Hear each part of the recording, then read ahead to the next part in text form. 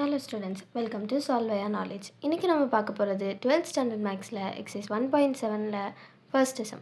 Solve the system of homogeneous equation. இதில் second subdivision.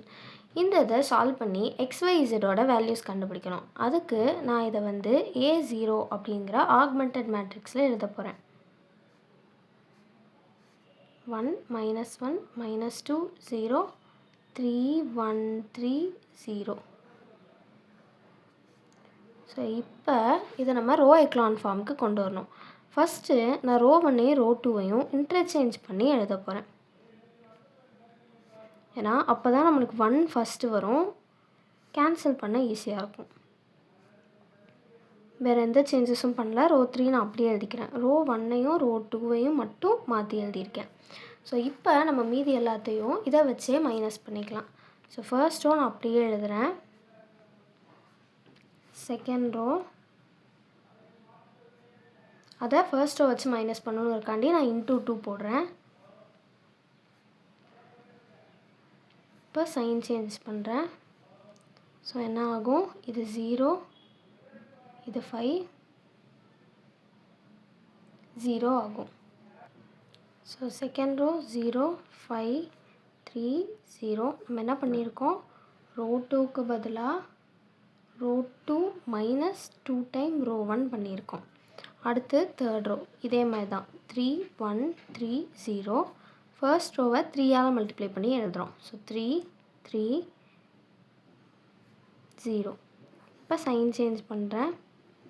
So என்ன ஆகும், இது 0 இது 4 இது 9 0. ஸோ 0 4 9 0. ஸோ இங்கேயே நம்ம என்ன பண்ணியிருக்கோம், ரோ 3க்கு பதிலாக ரோ 3 மைனஸ் 3 ரோ 1 பண்ணுறோம். அடுத்து இந்த ஒரு நம்பரை 0 ஆக்கணும். ஸோ அதுக்காண்டி நான் ஃபர்ஸ்ட் ரோவையும் செகண்ட் ரோவையும் அப்படியே எழுதிக்கிறேன். தேர்ட் ரோவை மட்டும் 5ஆல் மல்டிப்ளை பண்ணி எழுத போகிறேன்.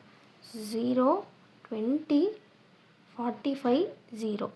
தென் செகண்ட் ரோவை 4ஆல் மல்டிப்ளை பண்ணி எழுத போகிறோம். 0 20 12 0. இப்போ சைன் சேஞ்ச் போட்டுக்கலாம். ஸோ என்ன ஆகும், 0 0 33 0 ஆகும்.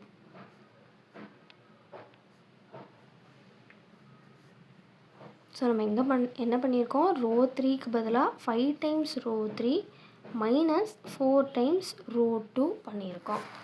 ஸோ இப்போ இதோட ரேங்க் என்ன, rank of A is equal to rank of AB that is equal to 3. இந்த 3ங்கிறது என்ன, it is number of unknowns.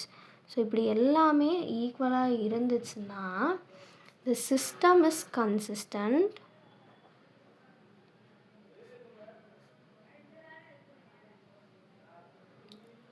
and has trivial solution.